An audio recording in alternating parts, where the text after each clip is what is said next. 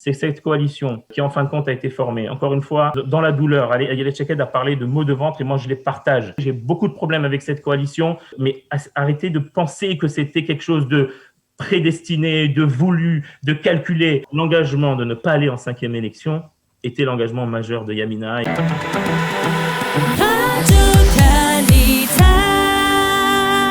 Maître Yom Tov Khalfon, bonjour, Boker Tov.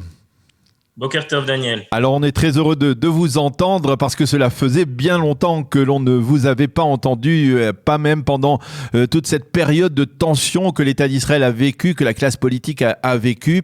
Une première question, Yom Tov, pourquoi ce silence prolongé pendant des semaines ?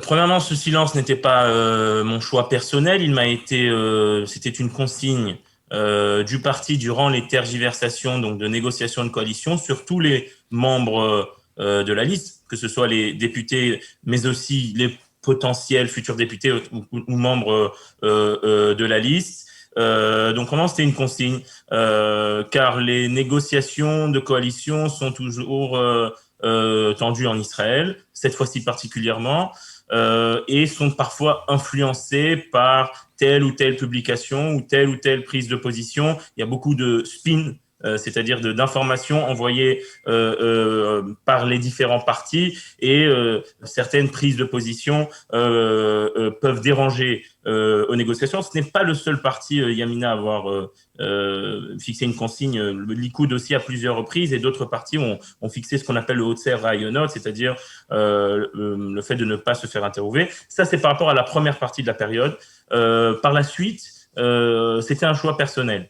Une fois que cette coalition du changement, de l'unité nationale, appelons-la comme on veut, s'est profilée, au regard du déferlement de haine, du tourbillon de la haine contre les membres du parti Yamina, contre moi aussi personnellement en ce qui concerne la communauté francophone, mon choix a été de ne pas attiser encore plus la haine.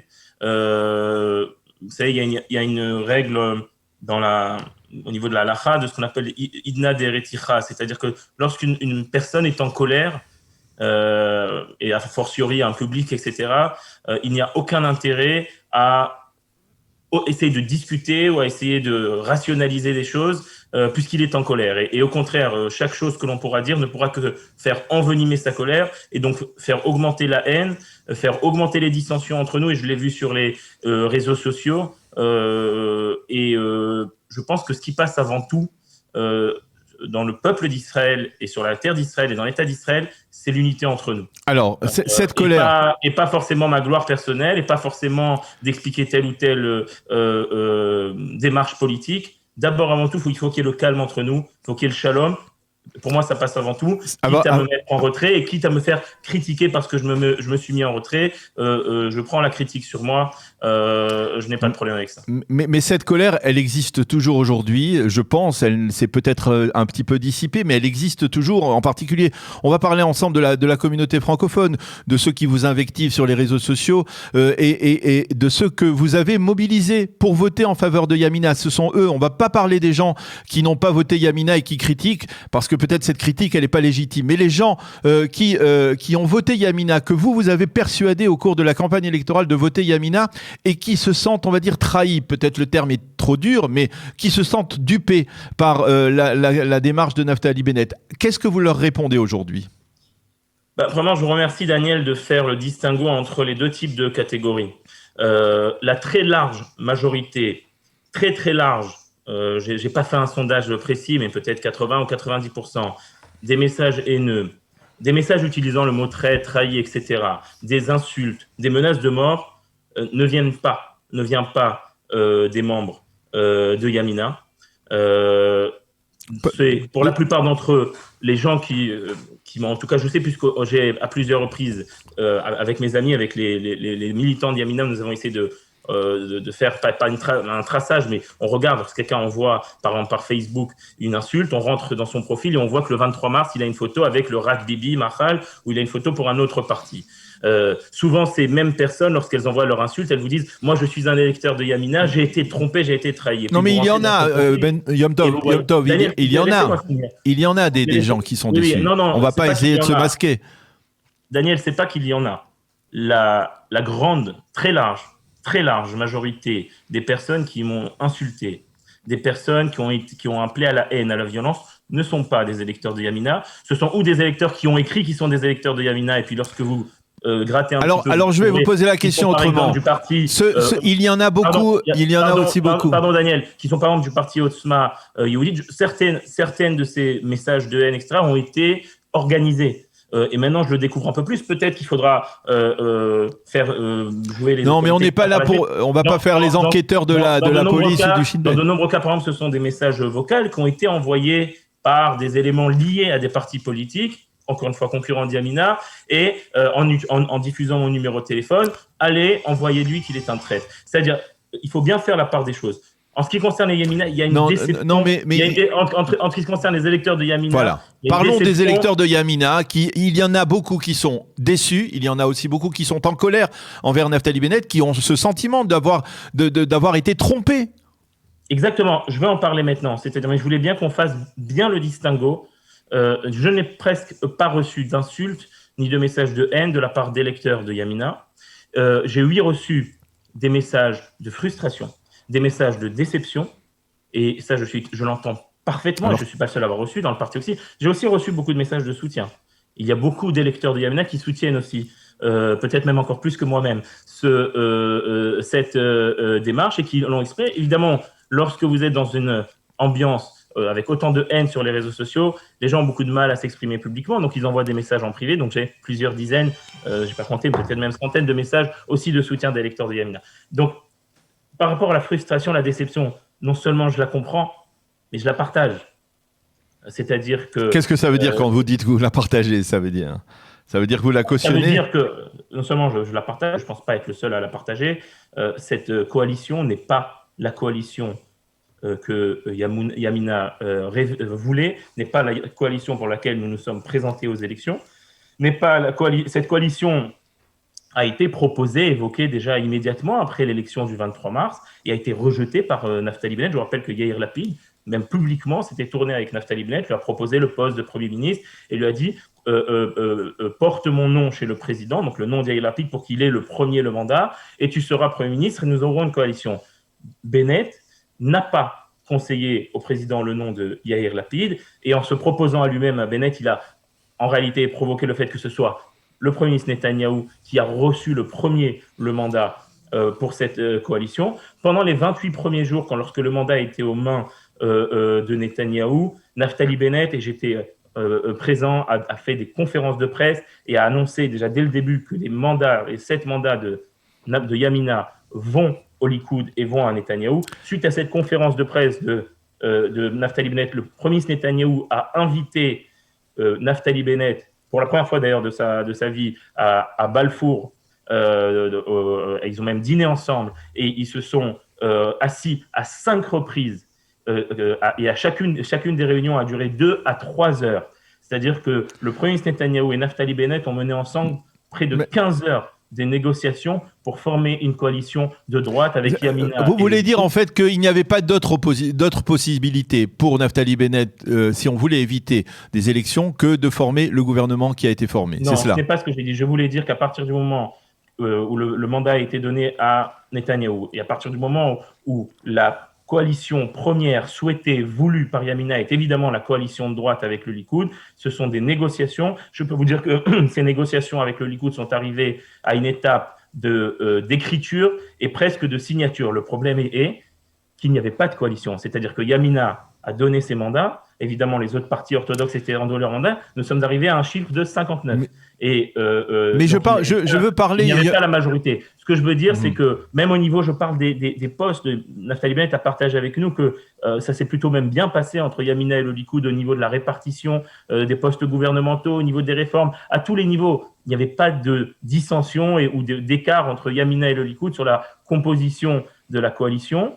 Le problème, c'est que le Likoud n'avait pas de coalition en main, comme aux 3 dernières élections. C'est-à-dire, c'est la 4e fois qu'on est en élection. Donc, ce qu'a dit Bennett, il a dit à Bibi, si tu as 61, évidemment que je suis avec toi, mais s'il n'y a pas l'autre engagement de campagne de Yamina, qui était même l'engagement majeur, c'était d'éviter à tout prix une 5e élection. Yamina s'est placée dans cette position. Mais là, vous dites c'était l'engagement majeur de Naftali Bennett, mais tout le monde se souvient que l'engagement majeur de Naftali Bennett au dernier jour de la campagne électorale, c'était de ne pas aller dans un gouvernement avec Yair Lapid. C'était une signature au bas d'un document qui l'engageait, qui le promettait de ne pas rejoindre un gouvernement avec le parti Ra'am. Et donc, quelque part, on a le sentiment que Naftali Bennett a bafoué des promesses, qu'il a bafoué son idéologie pour sauver ce qui est, on peut le considérer comme quelque chose de louable, éviter à l'État d'Israël des 5e élections, mais ça veut dire que son idéologie, son engagement idéologique, il est peut-être pas assez solide que ça. C'est-à-dire que la priorité, c'est c'est une priorité technique, pas encore de 5e élection.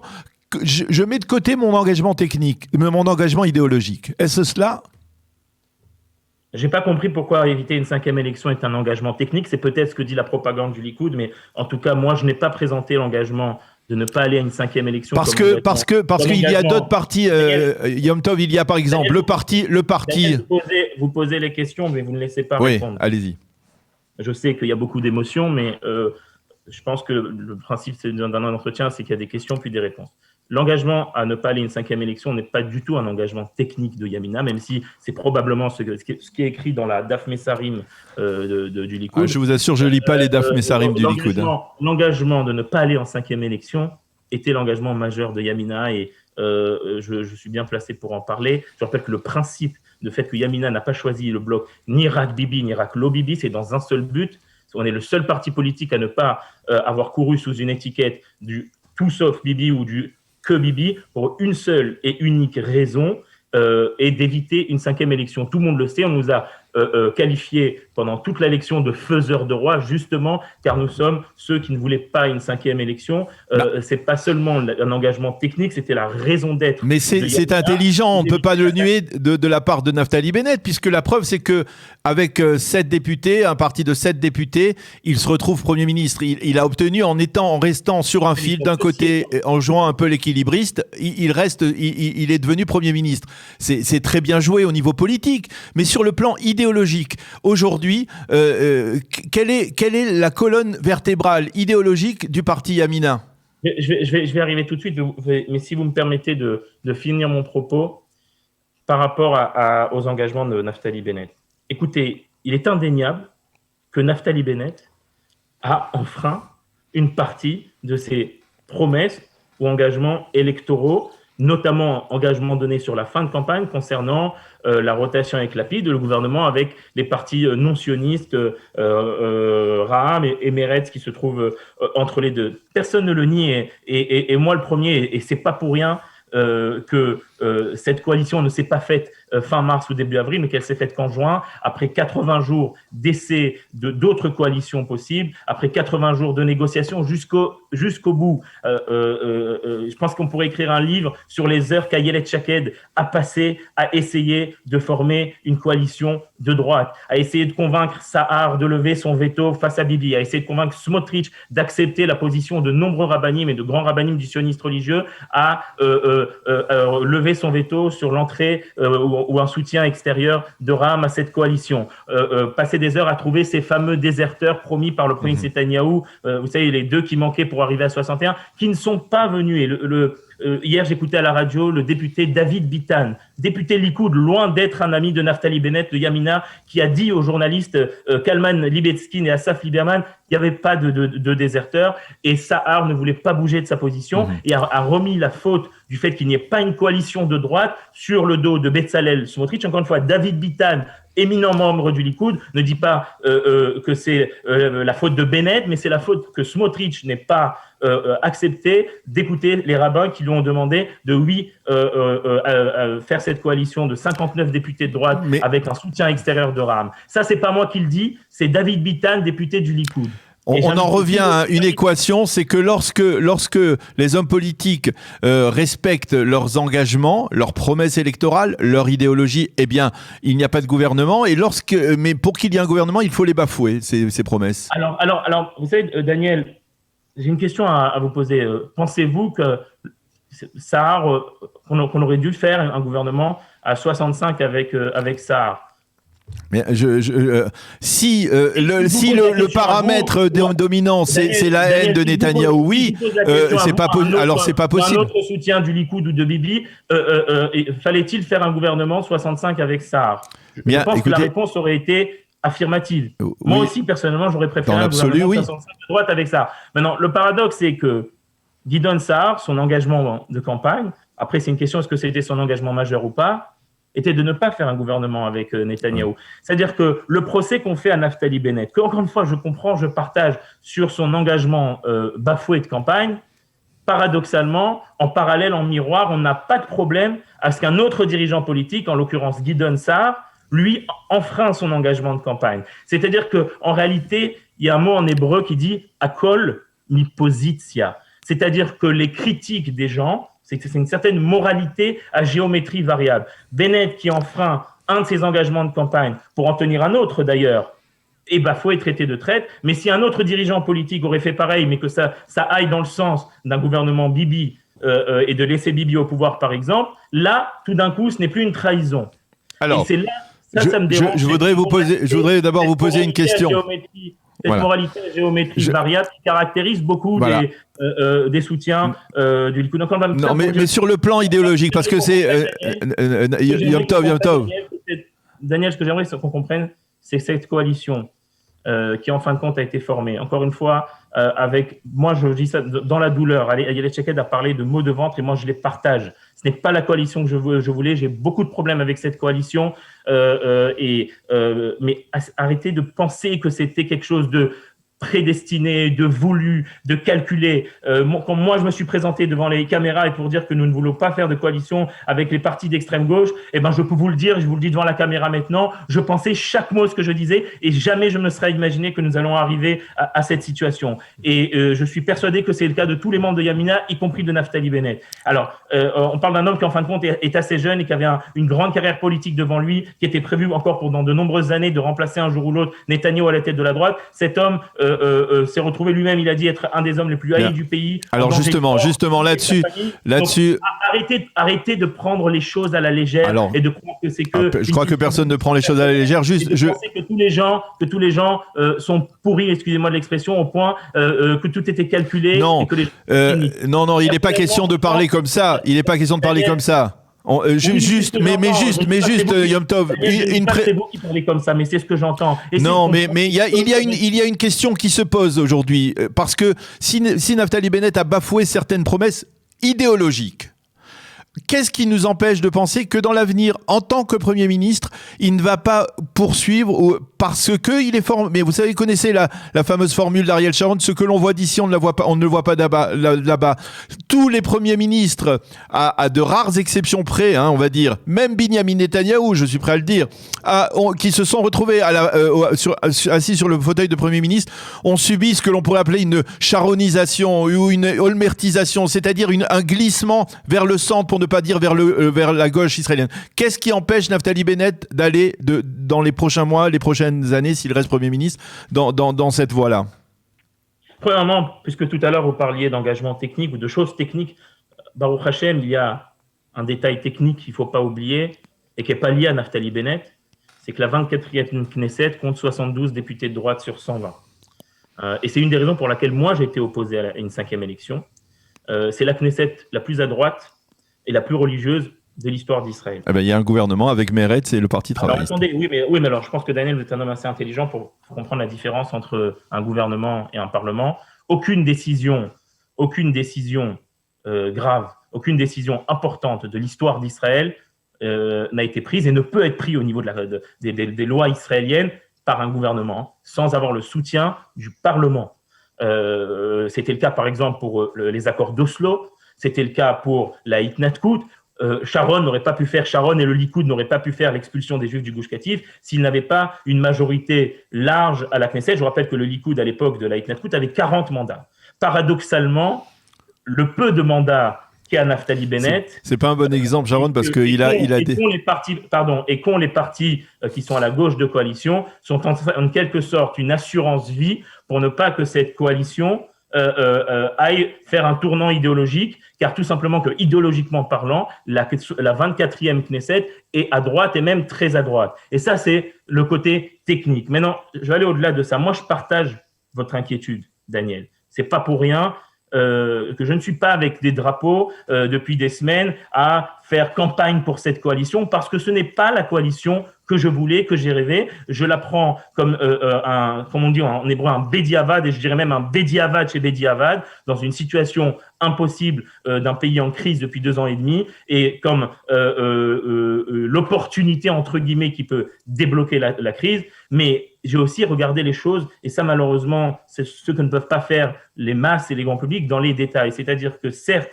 au niveau des acteurs de la coalition, il y a, en tout cas essentiellement concernant Meretz et Ra'am, je tiens juste à rappeler que tous les autres partis étaient membres des coalitions de Netanyahou au cours des dernières années. D'ailleurs, j'ai fait le calcul sur 28 ministres de l'actuel gouvernement, 23 étaient dans les différentes coalitions Netanyahou. La seule nouveauté, malheureuse nouveauté de cette coalition Bennett-Lapid, c'est le parti Ra'am et le parti Meretz. Le parti Ra'am qui, encore une fois, son entrée dans la coalition ou son entrée dans la vie publique israélienne a été amorcée par le précédent gouvernement, nous le savons. Et donc, ce que je veux dire, c'est que au niveau, Daniel, ce que je veux dire qu'au niveau des acteurs, la plupart des acteurs, en réalité, sont des acteurs des précédents gouvernements Netanyahou. Et au niveau des lignes gouvernementales qui ont été fixées, c'est là la différence, et ça qui peut aussi expliquer le temps qui a passé, qu'il fallait regarder quels étaient les accords de coalition, contrairement à ce qui est diffusé. Contrairement à ce qui est diffusé. Yom Tov, je m'excuse, il nous reste une minute. Il nous reste une minute et j'ai encore une question importante à vous poser. Elle est personnelle. Est-ce que vous allez être député de cette... Juste, j'aimerais revenir sur ce point. Quand on rentre dans les détails des accords de coalition, et là je voudrais répondre à une question que vous avez posée tout à l'heure. Oui, les lignes idéologiques de la droite israélienne ont été gardées, dans le sens où, premièrement, sur les questions de religion et d'État, il y a un droit de veto à Yamina sur toutes les propositions. C'est-à-dire que si Meretz a écrit dans son accord de coalition, en parlant des LGBT ou d'autres choses, en réalité, ça ne vaut rien plus que son accord est sous l'accord cadre de Yamina, avec un droit de veto sur les questions de religion et d'État. Il nous reste 30 secondes, on l'a compris. Les postes idéologiques comme le ministère de la Justice, comme le ministère de l'Intérieur qui est aux mains d'Aïlet Chaket, sont aux mains de la droite. On l'a bien compris. Yom Tov, est-ce que vous allez être député de Yamina, parce qu'il y a apparemment quelques petits problèmes techniques aussi à ce niveau-là. Est-ce que vous pensez être député? Est-ce que la loi norvégienne va s'appliquer et vous permettre de rentrer à la Knesset? Je ne sais pas.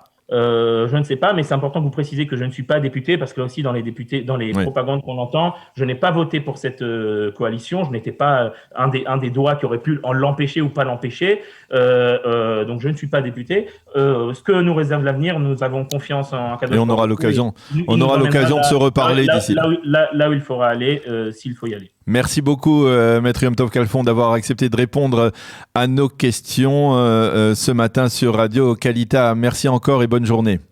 Bonne journée à vous.